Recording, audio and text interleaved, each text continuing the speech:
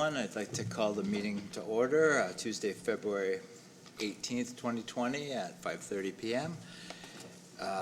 Any disclosures of interest? Seeing none, I just have a housekeeping note that Councillor Vane has requested to change his seat back to where he was. Therefore, Councillor Dunstall will be moved back to his prior seat to accommodate Councillor Vane. Next up, we have the adoption of the previous council minutes. Moved by Councillor Cadwell, second by Councillor Bothwell. Sorry, one little minor correction to the minutes that are on the table right now.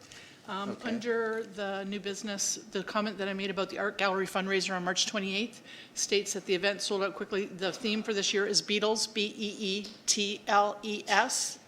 No, it's not Bugs. It's the 1960s music of the Beatles, B-E-A-T-L-E-S. Thank you. Great, thank you, Councillor Bothwell. We'll get that clarification. Moved by Councillor Cadwell, second by Councillor Vane. Resolved that the council meeting minutes of February 3rd, 2020 be approved. All in favor? That's carried.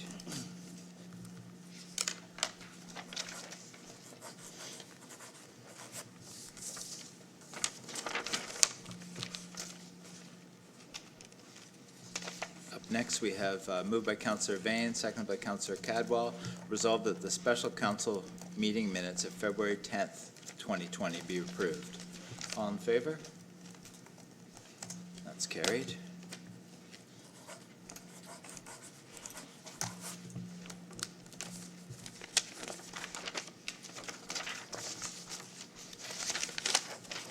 Up next, we have the Administration and Finance Committee meeting of February 10th, 2020. Councillor Frick, would you like to comment on that? Thank you, Mr. Mayor. We met on February the 10th, 3:30. There was no disclosures of interest. There was no business arising from the previous minutes. We entertained 3 reports. So it was a long meeting, even though we had 3 reports. The first report was on the Accessibility Standard Compliance Policy. And the policy, which we're all aware of, the recommendation was to accept the policy as written and the accessibility standard compliance be approved.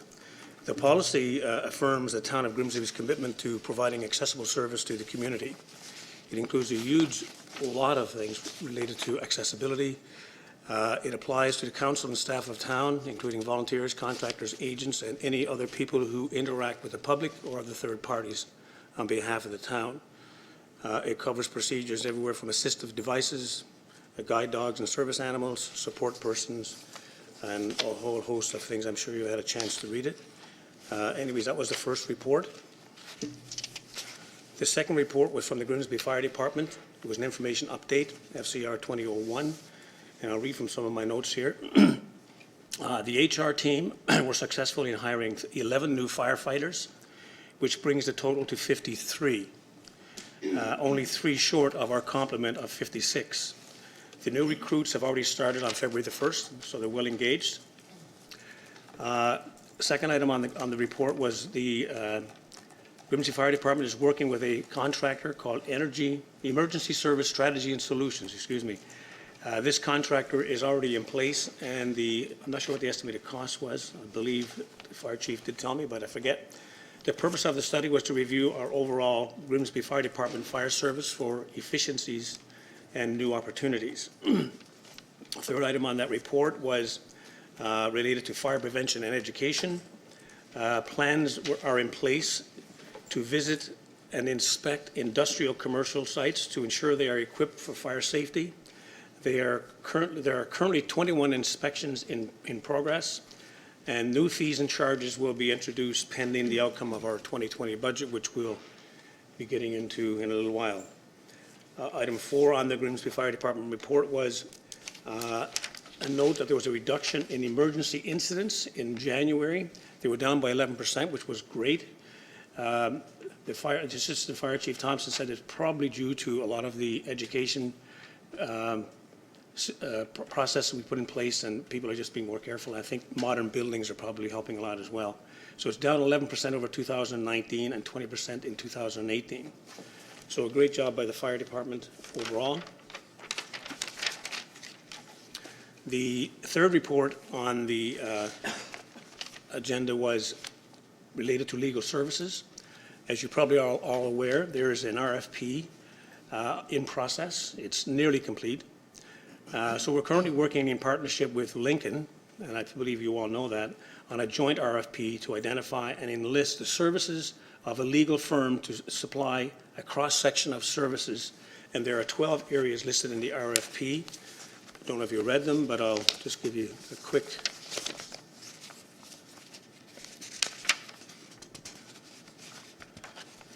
So it covers everything from comprehensive legal services, which is quite general, general municipal law, municipal finance and tax, environmental law, intellectual property law, real estate law and expropriation, construction law, municipal planning and development, labor and employment, litigation and prosecution, information and privacy and procurement law. So quite an extensive RFP. The RFP lists 11 criteria for scoring the actual legal firms.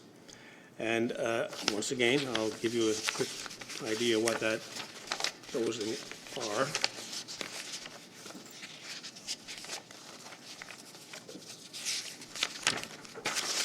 So criteria for scoring them included the firm qualifications and expertise, legal support for staff, individual counsel qualifications, specialties, availability, and there's a host. There's 11 items in here. You can read them when you get a moment. They're worthwhile reading. So the evaluation team consists of 3 staff from Grimsby and 3 staff from Lincoln. So once the negotiations are complete, the town staff will submit their recommendations to council for consideration. It's interesting, they had 17 RFPs, is that right, Philip? And as far north as Sault Ste. Marie. So Grimsby is interested all the way up to the northern part of Ontario. So that was my report. Thank you, Mr. Mayor. You're welcome. Thank you, Councillor Frake. Councillor Vane? Somebody's turned on. You're good. Oh, there we go. Okay, sorry, Councillor Frake, just two quick questions. The fire inspection fees, I'm sure you've heard we've been getting complaints. Are they being reviewed? They will be. Okay. So once we approve the budgets, they will. Okay. They'll issue a whole new bunch of fees. Perfect, thank you. And the last question, you say 3 Grimsby staff. Which departments? Philip, you were on the negotiation team for the RFP, and I believe our CAO, is that correct? And Sarah.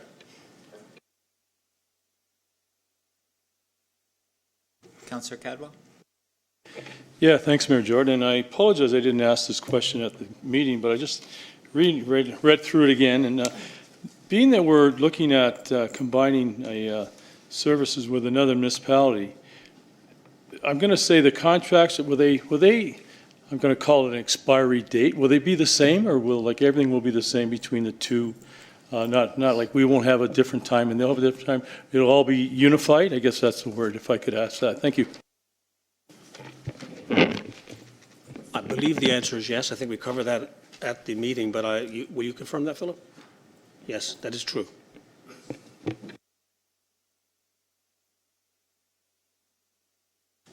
CAO, would you like to comment?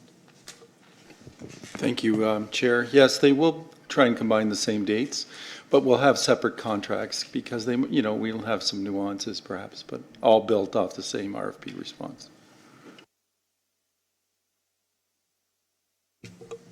Any further questions? Seeing none, moved by Councillor Cadwell, second by Councillor Vane. Resolved that the Administration and Finance Committee meeting minutes of February 10th, 2020 be received and the recommendations contained therein be approved. All in favor? That's carried.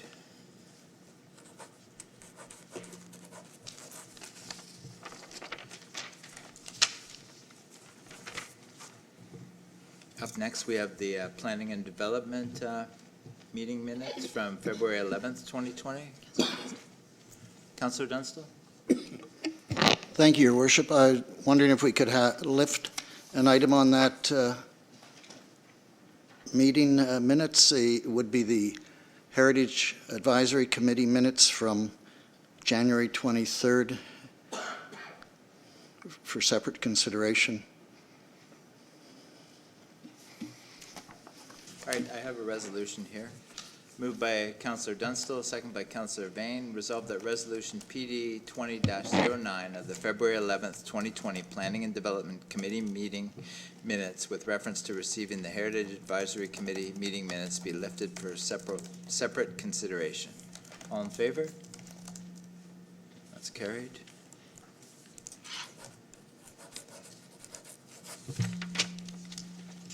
Now we have we'll pass the rest of or discuss the rest of the planning meeting minutes. Councillor Bothwell?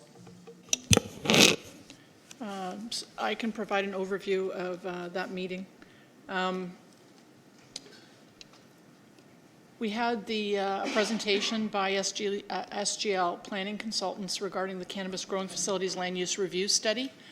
They went over a number of recommendations that came out of the consultation with the public and with the committee and with planning staff. Some of the recommendations in the report were, and you can read this in more detail, but that outdoor cultivation not be permitted, and that indoor cultivation be permitted with some site-specific zoning, including some policies for air filtration, separation distance, and site plan control. The zoning bylaw be changed to allow two types of commercial cannabis cultivation, commercial and designated medical growth. They be subject to site-specific zoning with separation distances from sensitive uses. The designated medical growth listed as a permitted use in the zoning bylaw with more than one prescription per location would have separation distances to specific sensitive uses as well. Not permitted in employment areas, however, packaging and processing would be because they're currently allowed. And personal growth in a dwelling is permitted. However, 2 or more prescriptions would be regulated. There was some discussion too about licensing and some further review on that. It will come out in a public forum. There will be a staff are directed to initiate amendments to the town's official plan, zoning bylaw, and site plan control bylaw, and to develop a licensing structure for those cannabis facilities to address the recommendations. So further public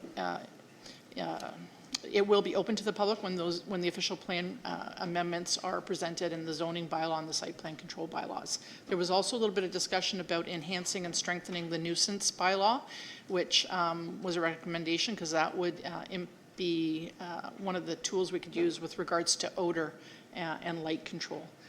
The next item was 12 to 16 Concord Place, Aquazul, the draft plan of condominium, and that's progressing nicely through the approval stages, and this is just the next step in that process. That was passed. The heritage permit application for 53 Ontario Street, that was just to do some changes to the railings in the deck portion. There was originally a glazing, and the owner has determined that doing a turned wood type of railing would be more suitable, and that was passed by both Heritage and through planning. One Main Street East, done an excellent job there on the Simply Moto building. They've done facade they received a facade improvement grant, I believe, and part of that was to they've done some really neat mural type things of scenes of Grimsby in their windows that are like faux windows. So you can get an idea of what those mural facades will look like in the report. Excellent job, looks really nice, and that was approved. The designation under Part 4 of the Ontario Heritage Act for 122 Main Street East, which would be to designate the property and the attributes, heritage attributes of the property, just was referred back to the committee to ensure that all of the attributes have been, that should be considered have been, and one of the ones that was brought up is perhaps to consider is the curtilage, which is the actual fabric or landscape of the property, especially because of the significance in the area with the neutral Indian burial ground at Centennial Park. And that property not being disturbed and being a part of a larger parcel. So it's going to go back to Heritage just to ensure that the attributes are fully capturing all of the things that are of importance for that designation. Then and I know, I don't know, the February 4th minutes I'll bring, just mention because the Heritage Committee minutes of February 4th were brought forward. When we discussed the Heritage Committee minutes, There was some discussion by committee members on how we can better enhance the information that's provided in the agendas, and a recommendation was put forward to put a little bit more detail into what the motions are that are being put into the agenda with some of the background documents that were from the Heritage agenda or minutes. So that will be an enhancement that will be coming forward on future meetings so that full information is provided to the Planning Committee when they're assessing these motions for decision. The properties that, the one motion on the Heritage Grimsby Advisory Committee be received, and that the list of properties be added to the Heritage Register, which is only the register, it's not designation, it just prevents demolition for 60 days and allows the opportunity to review whether those properties should proceed to designation. The new properties that were listed or were brought forward for the Heritage Register at the February 4th meeting, and it isn't in the minutes, but I'll just outline those for you, were 7 St. Andrews Ave, 23 St. Andrews Ave, 29 St. Andrews Ave, 31 St. Andrews Ave, and then the addition of the church, this is the Anglican Church property, 154 and 156 Main Street West, St. Andrews Anglican Church. So those were the properties that were added to the Heritage Register on the February 4th meeting. The January 23rd, and if I can just briefly speak to those, there was as well some properties that were added to the register at that one, and those are just 19 Livingston and 33 Livingston. So that was that motion, and then there was a further motion about the priorities for the Heritage Committee with regards to cultural heritage landscapes moving forward, and a motion that was passed for the Phase 1 Main Street East Cultural Heritage Landscape and the Phase 2 Downtown Main Street Cultural Heritage Landscape. Because what happened was when the Heritage Committee asked about the budget, they were not aware that the Irish Grove woodlot had been put in the budget for $50,000, and the priorities of the Heritage Committee had been for the Grimsby Beach, which has been included in through planning, and then the next was the Main Street East Cultural Heritage Landscape Phase 1, and the intent was that Phase 2 would be the Downtown Main Street Cultural Heritage Landscape in the second year, and the third year of the review would incorporate the Main Street West component. So the budget was asked to be updated to reflect those priorities, which in discussions with the committee over a period of time had been those priorities, being Phase 1 Main Street East and Phase 2 the Downtown Main Street area. And the intent as well is to look at those either as a cultural heritage landscape or a heritage conservation district. Then the terms of reference were also brought forward. They have gone through an extensive consultation through Heritage Committee, as well as they were vetted by the Ministry of Tourism, Culture and Sport, and they reviewed and provided some comments to that, and that was further reviewed by committee and planning staff and subsequently approved, and those terms of reference are in a bylaw in our agenda, I believe, tonight for approval. 33, so then that's where that's included. There was a number of discussions on the director's report and the statement on the status of applications, and that being no further business, that was the end of the meeting. Thank you. Thank you. Questions for Councillor Boswell? Councillor Sharp? Thank you. Through the mayor, I have a few questions. First, as a comment with regard to the addresses on St. Andrews Avenue and Livingston Avenue and the St. Andrews Church, so we're added to the intent to designate registrar. No, just the Heritage Register. Yeah, whichever is. So we have a make a list of houses that could be designated. Anyways, this is the second time I brought up this concern where from the Heritage Advisory Committee, they brought motions to the planning meeting without putting them on the agenda. And then we were told that it was within the minutes of those meetings. And then when we checked the minutes from our online agenda, it wasn't in the minutes. It was actually in the agenda from the previous. It's a confusing, but it's the way that you find information on our documents. And this is the second time this happened. So I asked this on previously. They added multiple properties. The Heritage Committee recommended several properties on Kidd Avenue or Kidd Street, and now they're moving over to it. So like, I feel like that my concern wasn't addressed last time, and then now it's happened again, and so I'm asking the question, why is this not on there? And so it seems like that the Heritage Committee wants the Planning Committee to recommend something that is not on our agenda, and that it wants to get it stamped so that it will get approved and carried through this council. And I think that I'd like to have time to fully review it. Councillor Sharp, I think Councillor Bothwell will explain for you. As we mentioned at the meeting, and again, planning, the process has been brought forward by planning staff through this. This is the way that planning staff have addressed the Heritage Committee, Heritage Advisory Committee minutes for some time now. And we definitely appreciated your comments about the lack of how that is being brought forward and the lack of supporting information pulled from those agendas and minutes so that planning can have a fulsome discussion and know what they're approving. And it was decided that we would certainly, as planning staff agreed, that they would be bringing forward better detail in our agenda so that it can definitely have a more fulsome discussion. As well, I went to the clerk and asked the clerk about the process for this committee because it's not being treated the same as other advisory committee meetings where their motions are not being lifted and brought to council. So, for instance, museum, the GDA, the art gallery, and the GDAC are advisory committees as well that pass motions with different language in them about being recommended and approved. So what we understand is that there is an inconsistency with how minutes are being currently brought forward to the various standing committees, and that it is something that definitely has to be reviewed and looked at.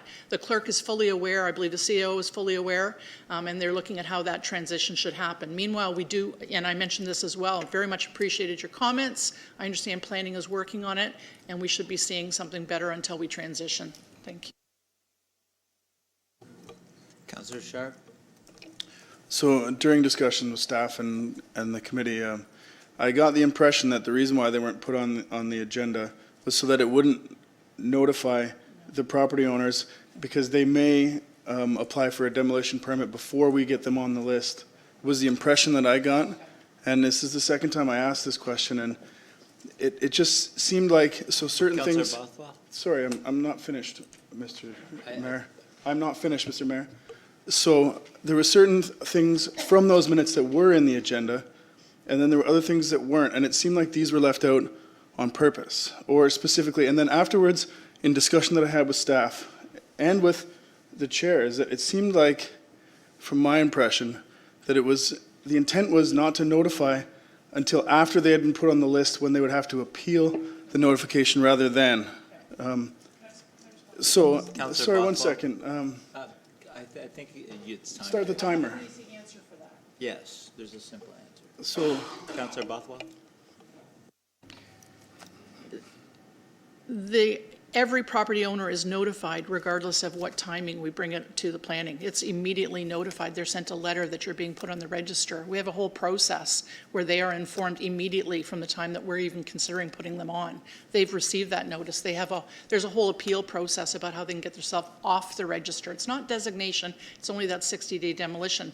In fact, Heritage was one of the first things we did was say, how can we be more transparent and make sure that homeowners know that we are going to be adding them to the register. And it was a common concern of other councillors previously.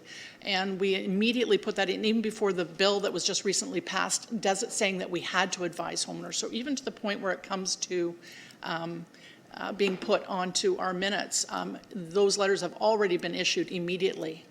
So there's absolutely no intent in any way to withhold information from these homeowners or to deliberately not put these on the agenda. The process, unfortunately, of the minutes, not including them, was not at all by planning staff or anyone else intentionally overlooked. And unfortunately, it's a process issue that has to be addressed, but it's not intentional, and those letters have been issued to all of those homeowners.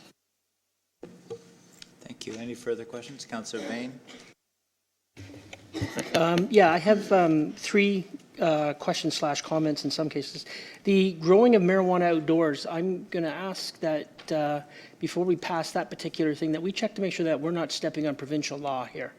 I question whether we have the authority to control the growing of marijuana outdoors when the province has made it legal. So I just wouldn't question that one. So I would ask that we pull that in for further consideration. The Irish Grove woodlot, I thought we'd studied this one to death. We'd already made our note, like, why are we spending $50,000? We'll address that in the budget. That's just a comment. And the last one comes back a little bit to partially what Councillor Sharp was talking about. These houses that are picked, are they being picked by staff, or are these just the committee randomly picking addresses that they think should be designated? That's all I want to know. Thank you. Councillor Bothwell? Thank you. Great questions. The cannabis, it's going to come back to the public for the wording of the official plan, zoning bylaw, et cetera. Extensive consultation went on. They did do a lot of research with the region and with the other municipalities on, as well as legislation, to determine what's legislated and not legislated, what we can do and not do. It is a moving target, and they were actually, I was quite amazed to see how on par they were with what the current research is and the current legislation is. I attended the region's cannabis workshop, and this was addressed there as well. So I think they've done a great job of capturing that, but I'm sure that there will be opportunities to further discuss it when the draft wording is brought forward on that. It's not something to be lifted. It's nowhere near an approval stage at this point. It's going through a discussion period still, and the official plan will be a discussion period. So we're nowhere near any final decision on how that wording should look. Yes, we'll discuss the Irish Grove woodlot, which I mentioned was unfortunately should not have been included in the budget. It should have been the Main Street downtown as a priority for heritage. And then I think, sorry, your third question was? Have the designation, how are they picked? Yeah, so what happens with the designations was, and in the Heritage Act and in the guidelines for heritage committees, it says that basically if there's a visual factor from the street, and we don't go onto the properties or have the opportunity to go and knock on their doors, but we basically look and say, is there a cultural significance to a particular area, such as the Kidd Street area, or a group of homes, or like Grimsby Beach or whatever, or is there a specific style of architecture that makes that unique? Is there an age factor? Is there so the committee, and in the past this has always been committees would recommend to they would drive around or they would look at neighborhoods and they would bring forward a list of potential properties to be recommended, and it would be discussed at each of our meetings. Staff really don't have a lot of input into it at that point. If we move forward to requesting that we consider designation, they give us an initial opinion as to whether or not that property would be worthy of moving forward. That visual intent, it's never meant to be a thorough investigation of each property you bring forward, because it's only to prevent 60 days of demolition. It isn't anything that restricts the homeowner from doing anything with the property at all, and it's just we have an interest in should this particular property end up being redeveloped or whatever, that maybe we want to revisit that and see if there are attributes, heritage attributes that fall under the Heritage Act that we would want to consider. What we have done, and another great thing that which you bring up now, is as part of the work plan, we've said let's look at that a little further, because how are we assessing which properties we want to bring forward for consideration on the register? And that is something we're putting in our work plan to define some criteria that will help us group them or better manage that. So I think what we're doing is always streamlining the process and always looking at the best way to ensure that the properties that are valued and of cultural significance in Grimsby are brought forward and put into that heritage register. Thank you. Councillor Cadwell? Yeah, thank you, Mayor Jordan, and through you to Chair of Planning. The review study that was done by SGL Planning Consultants, I was able to attend one of the meetings. I think they're doing a great job. They really are. Just a question I have, Chair, is that under recommendations, where it says indoor cultivation be permitted through site-specific zoning, including policies, air filtration, was there any discussion or any examples of, and I know in a lot of the areas with municipalities around us, it's about an odor issue, Chair, and everyone that I've seen and I've kind of followed a little bit, if they're growing in a greenhouse, they seem to have more of an odor issue as we had out off the self-service road. So did they make any reference or any comments to whether it's I know the grower that is on our side of the town, they've got chimneys, stacks and all that. So was there any examples of that, Chair, through their study at all? Thank you. Councillor Bothwell? Thank you. So at this point, we're going to see what that licensing looks like and whatever. Health Canada has specific criteria, as you're aware, I'm sure, for the medical facilities, which are very restrictive and they have to meet and has to fall under that criteria. Some of the issues about how we manage odor with regards to the micro cultivators and the designated medical growers that are the smaller operations, there isn't anything right now, and there's different types of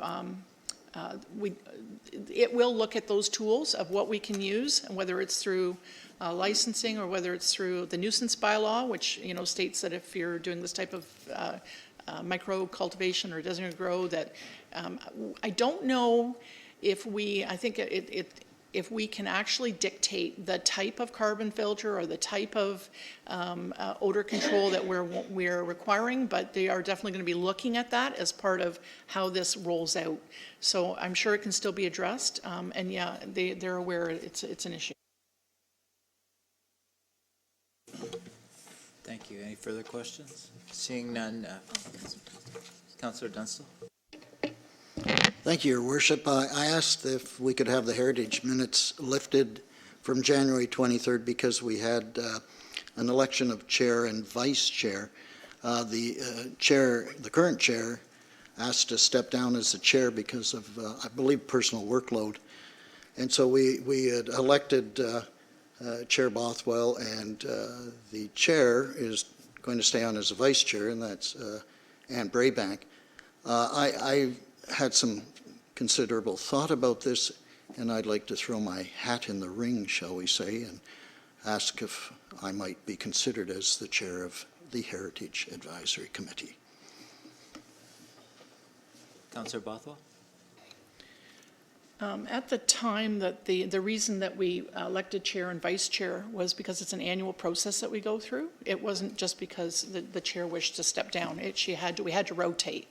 And the position of the council, one of the positions has to be a council member, so it would be either Councillor Dunstall or myself. Councillor Dunstall served as vice chair, and I believe has been, I'm not sure, previously on Heritage as well. So we did a democratic election, and it was I was successful as chair and as vice chair. That's just the process that happened. All right. Councillor Bain? Just a comment. I'm not going to, well, I will have to vote one way or the other, but I think in light of everything that's going on with Heritage right now, I'm and no disrespect, Councillor Bothwell, but I'm kind of leaning towards Councillor Dunstall only because we have a lot going on right now, and he's been around it a lot longer. I believe he was on the last time. So I'm just my opinion. Any further comments? Councillor Vardy? Thank you. Through you, Mr. Mayor. I think Councillor Bothwell has been an incredible asset to this community for many years, looking at development issues. She was elected by the committee, and I think it would be inappropriate for us to override that. If Councillor Dunstall wishes to chair that committee, then he'll have an opportunity next year when it comes up for renewal. Thank you.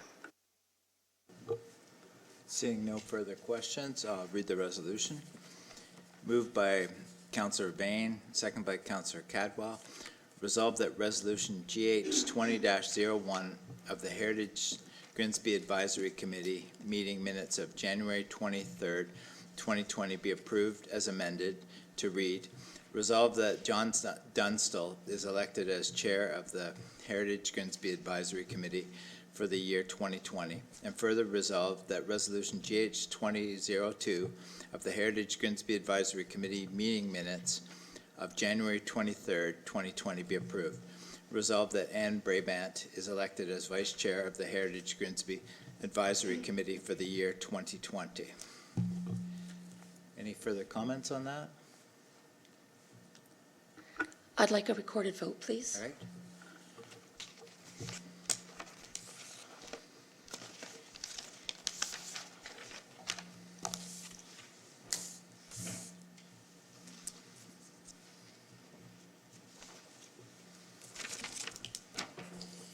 Councillor Bothwell? It's not a conflict if I say nay, is it? Nay. Councillor Dunstall? Yay? Councillor Frake? Nay. Councillor Cadwell? Yay. Councillor Ritchie? Yay. Councillor Sharp? Yay. Councillor Vane? Yay. Councillor Vardy? Nay. And I'm a nay.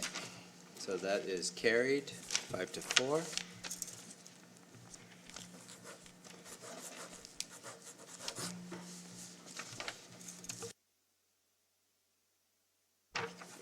Up next, we have the Public Works. Oh, sorry. First, we have to pass the. Councillor Vardy. So this really concerns me when we override a democratic process. We know we have 5 people that continually. Councillor Vardy, we can't discuss after it's been voted on. Thank you. Moved by Councillor Cadwell, second by Councillor Vane. Resolved that Planning and Development Committee meeting minutes of February 11th, 2020 be received and the resolutions contained therein be approved as amended. All in favor? That's carried.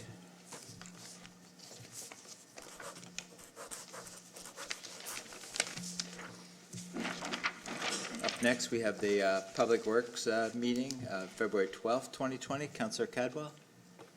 Yeah, thank you, Mayor Jordan. And again, thank you for showing up to that meeting to help us with the quorum. Meeting was called to order Wednesday, February 12th at 4:30, and there was no disclosures of interest. First of all, we had a delegation, a gentleman by the name of Randy Harris, came to the committee meeting with a petition out of the 35 homes that are in that area, the Strathern, Beverly area. 31 residents signed a petition, but so he just brought this forward with what his concern was. He wanted to see the roadway closed at Regional 81 and Strathern Avenue. So it was a good discussion back and forth, and that from the delegation and committee members. So what we came to, the resolution we came to was review the information given and look for staff. We'll be looking for staff report with comments also from the Niagara region on that delegation, because Strathern does come off Regional 81. So that was the first part of the meeting, and then we had five reports. The first report was the award of the Nellis Road and Dorchester traffic study to EXP Services Incorporated for the total estimated amount of $33,000, excluding HST.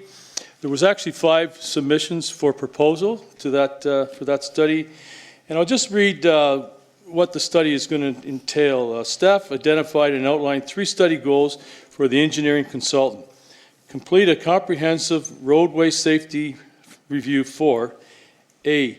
Nellis Road South from Main Street East, Regional 81 to Dorchester. B. Dorchester Drive from Nellis Road South to Hedgelawn Drive. 2, evaluation of a sidewalk connection along Dorchester Drive and Nellis Road South. And 3, community engagement strategy to bridge the gap between existing traffic conditions and public perception. So the community engagement strategy would be the most significant portion of this project, which is, we're really happy to see that we'll be having the local residents involved with this study. The study is scheduled to begin in the spring of 2020 and to be completed in September of 2020. So that was again, from the financial implications to the report, the 2020 capital transportation budget, the Public Works Department had allocated $60,000 towards this project, so it comes in under budget, which is good news. Also had a report, assumption of municipal services, Dorchester Estates subdivision, phase number 4. The report was to release the letter of credit in the amount of $399,044, which would be the final certificate of completion of services. Dorchester Estates subdivision is a single-family residential subdivision with 125 single-family lots. Lands immediately surrounding the properties consist of predominantly single-family homes. The required 3-year maintenance period had expired on April 17th of 2010. Since then, the developer has completed all deficiencies of work, and that was passed. Then we had a report for a new consolidated traffic bylaw, and that was update the traffic bylaw to be approved and amended. The staff undertook a review of the existing bylaw 89-2000 with the goal of creating a new consolidated traffic bylaw. The bylaw has been in effect since April of 1989, which is a long time ago, for the purpose of regulating both traffic and parking on town roads. As of 2016, all parking regulations have been removed from this bylaw and consolidated into the new bylaw of 16-82. Therefore, it was determined that the bylaw was in need of revision. So this is the old bylaw from 1989. So again, this is just some good housekeeping work done by staff to again, recommending the new bylaw regulating the traffic on town roads be approved. This is by council and be implemented, and that was also passed. We also had a couple reports. These are annual reports we get, and the first one was the 2019 Annual Drinking Water System Water Quality Report. This was the origin is under the provincial guidelines, drinking water systems, municipalities are required to prepare a year-end water treatment water quality summary report for any water systems that are governed by this regulation. The annual report provides a summary of all drinking water quality sampling that was completed for a system during the previous year. The report also identifies any adverse water quality incidents occurring within the system and a summary of the corrective actions that were taken in response to each incident. The report also required to be made available to the public for review and free of charge. Just a quick couple notes here. The staff takes 12 samples per week, so that's times 52 weeks. There's I don't know if you're familiar, in some areas of town, we have these green water station boxes that are all around town where staff goes and takes the water samples. So we're getting a wide scope of water samples within our town, which is great. Total water samples for 2019 were 3,553. That's just not samples taken on the 12 per week, but sometimes other samples have to be taken for looking for different microbiological, total coliform and E. coli. So anyways, we're doing a very good job with our water system. We're right on top of everything. There was one incident, I'd just like to bring your attention, that Brandon brought through the report. We had a broken water main back in, let's see, January 21st of 2019. It was on the South Service Road. If many of you remember, a lot of the town lost a lot of water pressure, and the pressure was reduced to 33 psi. And I tell you, that's low from my old days in the water department. But everything got fixed. Everything we didn't have any problem. Results were taken, and everything came back acceptable. So, just in conclusion, the attached reports and summaries provide above indicate that the water quality in Grimsby water distribution system continues to meet the Ministry of Environment standards for drinking water qualities. And that's good news for us, because as council, we're responsible. Yeah. And we also, there's another report. Let's get that up here in 65. The other report was the 2019 Annual Drinking Water System Municipal Summer Report. Sounds the same, but it is a different report. Again, this is a report that municipalities need to prepare a year-end compliance summary report of any large municipal residential drinking water systems governed under this regulation. So the annual report also needs to summarize the amount of water used by the system during the previous year. So there's all kinds of statistics in the report with regards to how much water we used, and again, our water is under the Niagara region of the water treatment plant. So we just maintain the infrastructure. And let's see, no orders were received for system failures in 2019. So again, that's another good news story. Then we had correspondence. There was 2 items under correspondence. The first one, we had a good discussion about and I'm sure everybody's aware of what's going on the South Service Road. The region is replacing the old 20-inch feeder water main with a 30-inch pipe. So they're really upsizing the size of the water main there. So that has been that goes on from February till about the fall. About 6 months they're figuring, sometime in August. And what the construction is going from Murray Street on the South Service Road right to Baker Road. So again, there's going to be some traffic congestion situations, so please have some patience if you're in that area, and for the safety of the construction contractor too.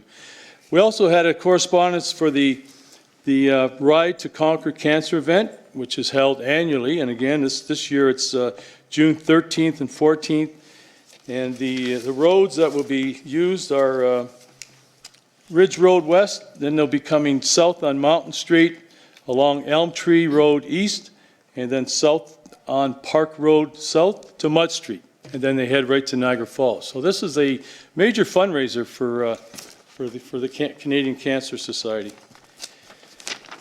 And then in other business, sorry, taking a sip of water here.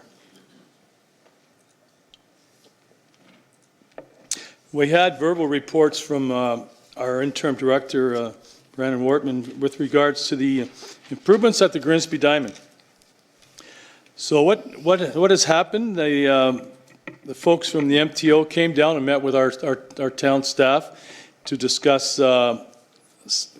plans. They're doing a study again within the Grimsby Diamond, and there will be a follow-up meeting with our staff when they get their study complete in that. So I just want to mention, I know a lot of people have been hearing about the beacon red flashing lights.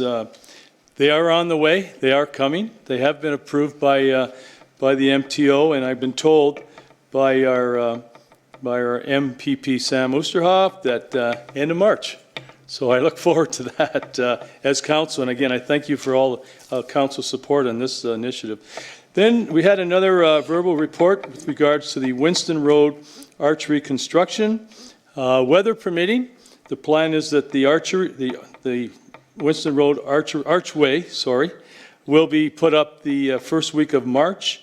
Again, looking to, all going with the weather. The area there, the road will be closed off possibly March 4th or 5th, just for the construction to install the archway. That's about all I have. Oh, just last thing, I just want to give council and the public a quick update. I had a conversation with our director today, Wolverton Road. I was up there on the weekend. I sent pictures out. I didn't go on the construction site. Pictures were taken from a little distance back, but it's looking really good. The barrier is up. The road protection is all in place. And apparently next week, the week of the 25th to the 28th, The utilities will be getting completed, and that will be the NRBN, Cogeco, and Grimsby Power will finish their utility work. And then part of the road will be milled and repaved, hoping, with good weather, that the road will be open around March the 2nd. So that's all I have for now, so I'll address any questions with the help of committee. Thank you. Thank you, Councillor Cadwell. Councillor Bain, you have a question? Very quick question. You say March 4th or 5th. Two questions. What day is that of the week? And second of all, are the businesses going to be notified? Because there is a bypass to get around that section, but there's businesses that will be affected.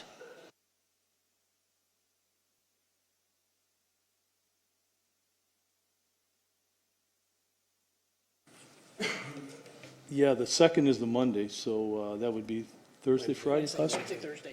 Sorry, Wednesday, Thursday? Yeah. Yeah, and the businesses will be notified and the residents too, Councillor, How yeah. long will it be closed for? How long? 1 day. Thank you. Thank you. Councillor Bothwell? Just a quick question on the traffic, the new traffic bylaw updated one. Is there a potential, or I don't know if it's already covered somewhere else, but a number of my constituents have been asking about an anti-idling bylaw or anti-idling traffic infractions. Is that part of the rules for the traffic rules? If there's a way to look at putting that in, or maybe you know another way to do that. But with the green and the environment and everything, people are saying other municipalities have it, anti-idling restrictions and fines. And the second thing is just, I'm really excited about the Winston Arch, thanks to Public Works and the whole crew for making that happen, and the whole neighborhood is really looking great. I think I understood that there was some award that was given to Public Works for the design of the Winston Road Main Street, and I think that's awesome, and I hope that we can bring some recognition to this great team for that work. Councillor Cadwell? Yeah, thank you, Mayor Jordan. First question, Councillor. Just reading through the bylaw, I'm not aware, but if I may, we have our Interim Director of Public Works in the audience. If Brandon would be interested in speaking to that. And again, with the, yeah, I'm glad you mentioned that about the Archway getting an award to it. And yeah, I'm sure, I think some of the business, from what I'm hearing, they want to have a good bit of a celebration, you know, maybe a ribbon cutting in the future. Don't know when, but yeah, if Brandon could help me out there, appreciate it. Thank you. I don't believe there's through you, Mr. Mayor, I don't believe there's anti-idling in the current bylaw. If that's something council wants us to look at, we can look at it and certainly bring that back to council. Thank you, Brandon. Seeing no further questions, moved by Councillor Bain, second by Councillor Cadwell. Resolved that the Public Works Committee meeting minutes of February 12th, 2020 be received and the recommendations contained therein be approved. All in favor? That's carried. So we have, all right, so should we do all three of them? Okay. Moved by Councillor Freg, second by Councillor Cadwell. Resolved that staff be directed to further investigate and provide a report on bylaw enforcement support in regards to parking enforcement. All in favor? Councillor Bothwell? I'm sorry.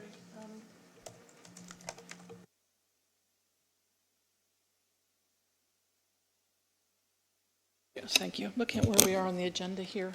So we're addressing Councillor Vane's motions. Is that the first one that Councillor Vane had presented? Yes, it is. I just have, this is about bylaw parking enforcement. I have a suggestion that it's premature to go and advise or recommend that staff go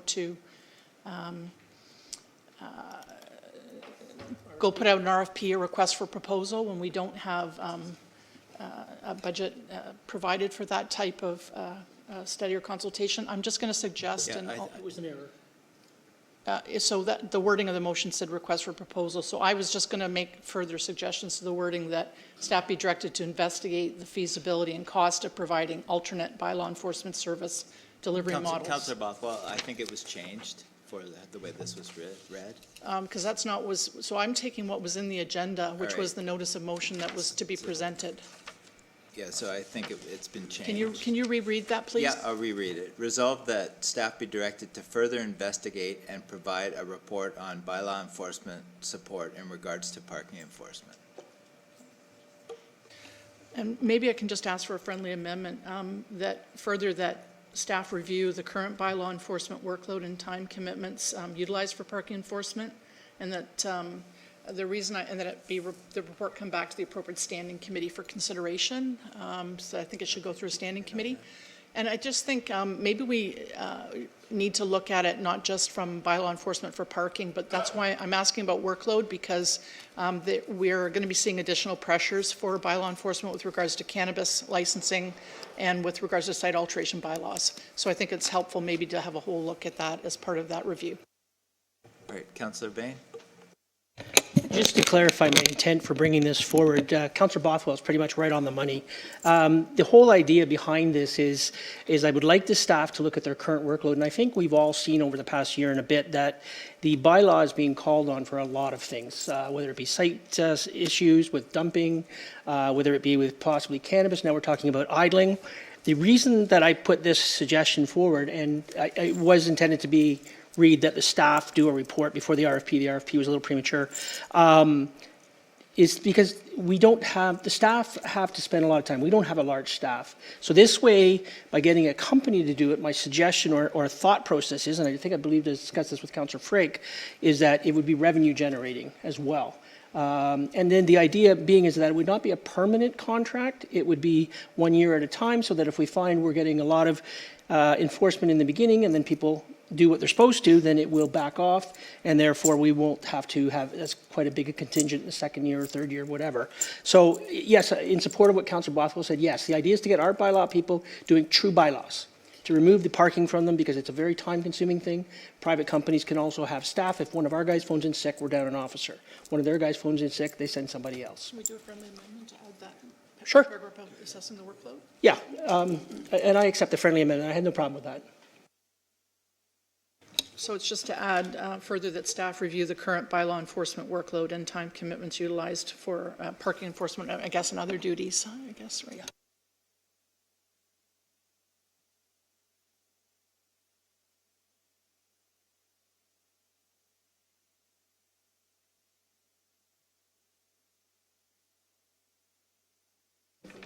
Can I say something?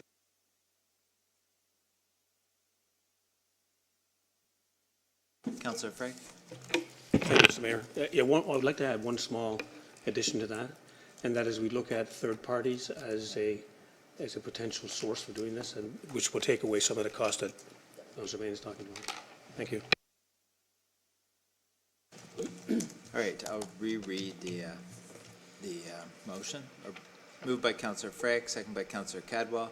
Resolved that staff be directed to further investigate and provide a report on bylaw enforcement support in regards to parking enforcement, including current workload, time commitment, and third parties. All in favor? That's carried.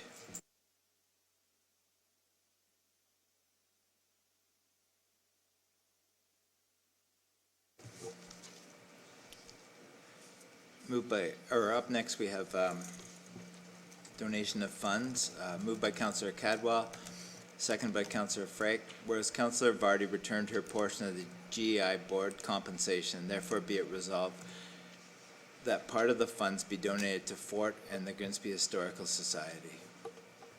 Discussion, Councillor Bain? Yeah, thank you. I didn't mean for the part about Councillor Vardy's part in there specifically. It was just, my understanding is every year we take some of the money that's turned back from our positions that we serve on and donate it. I was speaking with the executive director of Fort and recently had some time to spend with them, and they had to close down an office because in another town because they lost regional funding due to some changes on the region council. Also, and they do good work. They keep a lot of our teens. I've been in there a couple of times, and they keep a lot of teens from getting into trouble, and they keep them busy. So I was just going to suggest that we make a donation to them anywhere upwards of $5,000, I'm okay with. I mean, it can be less, I'm just throwing that there. And the Historical Society also plays a very big part in our thing. And I'm open to suggestions to other charities as well, as I know, like I say, I know we have this money that we get back. So if somebody wants to suggest other charities too, I'm okay with that as well. Thank you. Councillor Vardy? Thank you, through you, Mr. Mayor. I'm really pleased that Councillor Vane is so generous with the fruits of my labor, given that I spent nearly a year of my life working on the biodigester. But I feel really strongly that municipalities aren't granting agencies. And past councils did take this money, and it was like, for me, I'm not saying it was, but for me, it was sort of like buying favors, a little, this sort of little slush fund that you could give to this organization and that organization. And where I start to really have trouble is, Councillor Vane has raised before giving money to Gamaroo. And Ford is certainly, a very important organization. So's GBF, so's McNally House. There were many community supports within Grimsby that are very, very deserving. But I don't think it's our role to be a granting agency.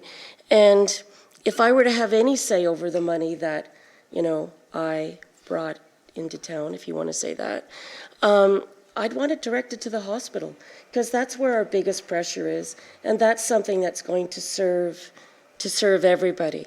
But bottom line, I don't think that's the business that we should be in. And that, to my mind, that money should go into the general reserves, and be part of our budget distribution and budget discussion. Thank you. Councillor Frick? Thank you, Mr. Mayor. I do tend to agree with Councillor Vardy. I mean, a few of us on council here are donating our fees from serving on those boards to a fund. I'm not sure what the fund is called. Stephen, what's it called? The Directors Remuneration Reserve.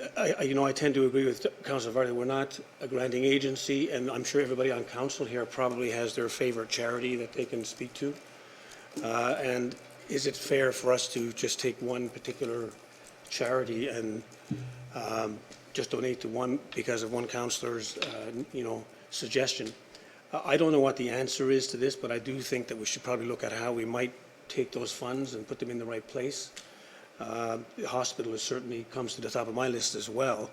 I'm sure other councillors may have other ideas, but I don't think we should just willy-nilly just put this into Fort, and Fort's a great organization. I think they're fantastic, as well as a lot of others here in town. But maybe we could do some type of a review on how we use those funds for the betterment of somewhere in the community, and maybe the hospital is one of them. That's my 2 cents worth, so thank you, Mr. Mayor. Thank you. Councillor Cadwell? Yeah, thank you, Mayor Jordan. Maybe, I know this was set up before I got on council in 2006. Maybe you can add some more information to it, to your time when you're on council. And I do take a bit of exception at the comment that buying favors. That was never, in my 14 years, I attended many of those functions where we did give funds back to the community. Yeah, that bothers me somewhat. But anyways, I think the history of it, the long-going history of the funds from the STIPID, it all goes right back to the community, which I know councils in the past, that was always the intentions of it. Usually at events, quite often, it was. I know there were certain members of the hydro that their names were brought up, but and a lot of times the people that the presenters said on behalf of council, which was good, and I think it's great. It just shows some, good support from all the council. So I don't know, maybe you know a time frame when that started, Mr. Mayor, but it was definitely on before I started. Thank you. Yeah, I think when I was on the Hydro Board, I think it was there as well then. I never did receive any funds personally for being on the Hydro Board in 2003 when I was on there. I think it was put into a pool or a fund and used accordingly. So, any further questions, Councillor Vardy? I mean, just as a follow-up, perhaps we can look at a process of providing support to these volunteer organizations in Grimsby that aren't necessarily about giving money. In the same way that we did, we helped Gamru by giving them a place to put their boat for free. Maybe there are other ways that we can support these community organizations. But I think once you start giving money out, who gets, who doesn't get, it's never fair, and it's not really the business we should be in. Thank you. Councillor Vane? I just want to address Councillor Vardy's comment there. Both of these organizations that I brought forward do rent space from the town already. So they do pay us a rent, and if I asked that to be waived or anything, that would be taking a hit at the Parks and Rec director, and I think she would take my head off for that, so I'm not going to suggest that. Councillor Frake?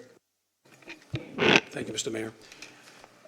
As I think you have a resolution there, but can we not add a friendly amendment to that resolution, asking maybe a member of staff, I'm not sure if it's the clerk or CAO, that might look at what we should do with those funds going forward, because I think we all have different ideas and different views of where it should go.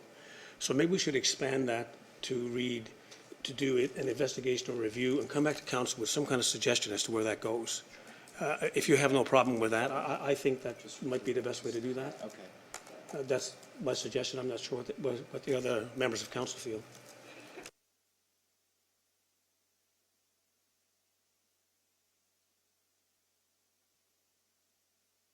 Councillor Ricci? Thank you to the mayor. I'd also like to see that staff do a little report for a policy on where it can be applied and the amounts also. I think the amounts for donations for any charity should be defined for us. Thanks.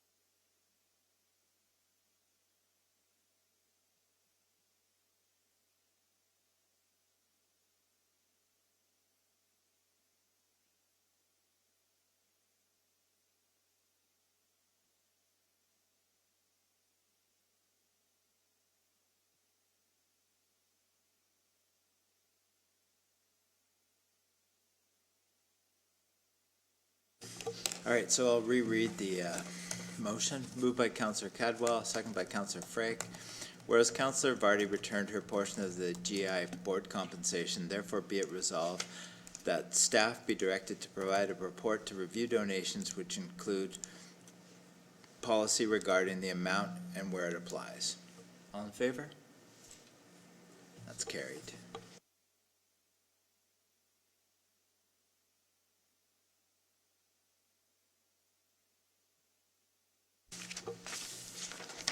Next up, we have moved by Councillor Frake, second by Councillor Cadwell. Resolved that staff bring back a status update on outstanding closed session items that are currently still under the exceptions of Section 239 of the Municipal Act. Councillor Vane? Just very briefly, this is directed specifically at Planning and Parks and Rec directors. We've discussed some issues in closed session. I just want to get an update where we are with them. That's the only reason that's there. Thank you.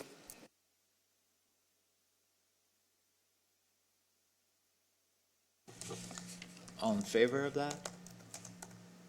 And that's carried.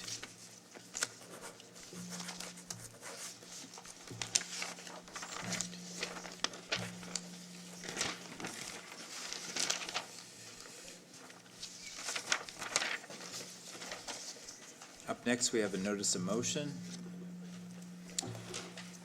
And the subject's meeting decorum, and it's requested by Councillor Dunstall. And whereas the planning committee hold open houses and statutory public meeting for development application where the public attends and can become disruptive, and whereas the public should not be intimidated to speak on any matter because other members of the public show a reaction, and whereas council is moving to committee of the whole and all meetings will be live streamed, and whereas decorum can be described as decency, good manners, good taste, courtesy, respectability, and dignity, and keeping with good taste and propriety. Therefore, be it resolved that council include process for decorum in the council chamber meetings, including open houses and statutory public meetings in the procedural bylaw. Comments? Oh, sorry, all in favor? No, yeah, sorry. It's just a notice of motion. We'll be speaking about that at the next meeting. Sorry about that. Getting flustered trying to go quick. Yes, moved by Councillor Cadwell, second by Councillor Frake. Resolved that the Committee of Adjustment meeting minutes of February 4th, 2020 be received and filed. Any discussion? All in favor? That's carried.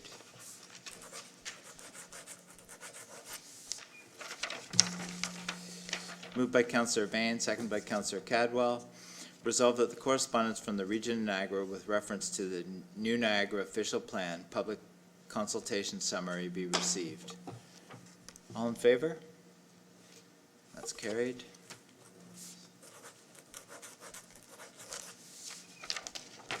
Moved by Councillor Cadwell, second by Councillor Frake. Resolved that the correspondence from the Region of Niagara with reference to Memorandum of Understanding for Planning Function and Services between Niagara Region and local area municipalities be received. All in favor? That's carried.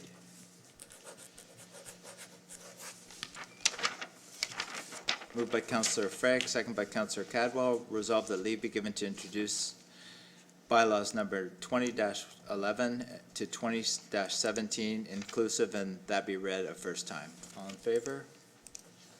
That's carried.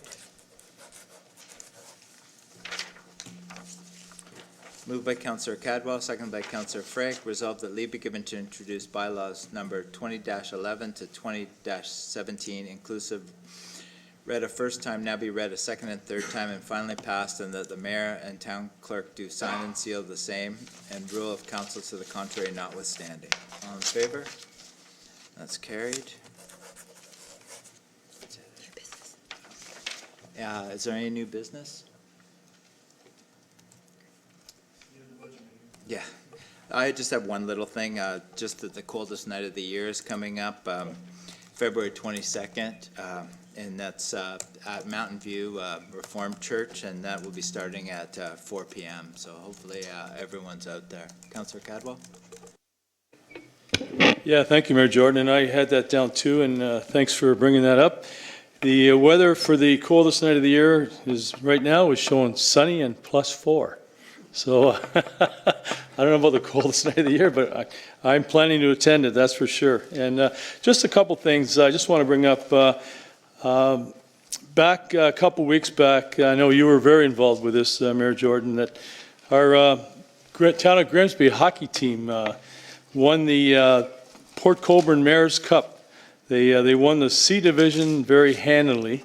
They beat Fort Erie in the championship game Sunday morning in Port Colborne. It was 6-1 score. Great hockey. Maybe you want to comment on that too, Mayor, but I really enjoyed it. The gentlemen really kept their cool too. It was really good because there's always been a bit of a rivalry for many of us between Fort Erie and Grimsby. Good rivalries though. That's okay. Also, Councillor Dunstall and I attended the Lincoln Chamber breakfast last Friday. It was labeled as Breakfast with the Politicians. MP Dean Allison, MPP Sam Osterhoff, Regional Councilor Rob Foster, and Mayor Sandra Easton all spoke, and they spoke very, very, very well. It was very well attended, packed house at the Beacon there. So if you ever get an opportunity, and there were some other people from Grimsby there too. In the audience there, Susan was there and Ali was there, a couple members of our GDAC committee too, which was great to see you folks out there too, yeah. The other thing is, last one, Councillor Vane and I attended the McNally House fundraiser just this past Saturday, and great event, very well attended. Great music, good food, and just really good times. Very glad to help support McNally House. And I believe they had to put up extra chairs and tables anyway, so I better stop talking now. Anyways, thank you very much then. Bye. Councillor Vane? I'll just be brief here. I was going to mention here about the McNally House. It was really well attended this year, and I think a lot of people came just because they wanted to see Twinkle Toes Cadwell going on the dance floor there. But other than that, it was a great evening, really well turned out, and I'm really pleased. But there's two other things that haven't been mentioned yet. This Saturday, the 22nd, is the Charity Gala being held by Rotary at noon, formerly known as the Mayor's Gala. I believe the Mayor's got another creation coming up, which I'm looking forward to. It sounds great. Also, the Chamber of Commerce is having a Business After 5 on February 27th, and it's being held February 27th at 5 p.m., and it's actually at the Grimsby Library and Art Gallery. So if anybody's interested, that would be great to go to that. That's it. Thank you. Great, thank you, Councillor Vane. Seeing no further business, the next meeting is scheduled for Monday, March 2nd, 2020 at 7 p.m. Right here, and we're just going to adjourn for, what? 15 minutes. 13 minutes, and we'll be back here for our budget meeting. Thank you, meeting is adjourned.